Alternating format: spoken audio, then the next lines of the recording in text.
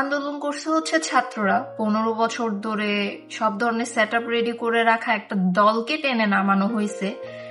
BNP যেটা করতে পারতো, এখন যে আশেপাশে যে ধরনের স্ট্রাকচার গুলা ভেঙে ফেলা হয়েছে ওগুলা আবার ফিরায় আনতে মানুষকে হেল্প করতে পারতো, তাহলে অ্যাটলিস্ট হয়তো মানুষ ভোট দেওয়ার সময় কিছুটা কনসিডার করতো।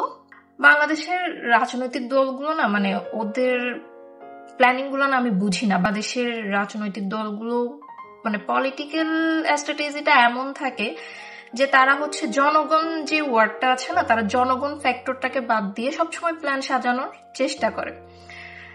একটা জিনিসই খেয়াল করেছেন, রাস্তাঘাটে হচ্ছে এত অস্ত্র সহ কর্মী আর প্রশাসন হাতে থাকার পরেও কিন্তু রেজিম টিকতে পারে নাই পোলাপাইনের সামনে। আর ওনারা মনে করতেছে এলাকায় এলাকায় চাঁদাবাজির মডেল অল্টার করে রাস্তায় কর্মী সংখ্যা দিয়ে প্রভাব বিস্তার করে দেশ নিয়ে নিবে, কিন্তু এটা এবার আর হবে না।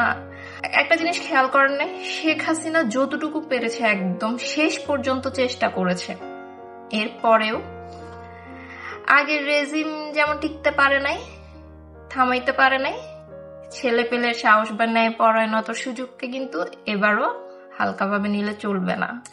যারা মনে করতেছেন যে নানা বাড়িতে যাওয়ার মতো করে, ওই যে আমরা যেভাবে গ্রীষ্মের বন্ধে নানা বাড়িতে যেতাম ঠিক তেমনি এসে সিটে বসে যাবেন, তারা কিন্তু মনে রাখবেন আপনার আগের দলের সাথে কি হয়েছিল।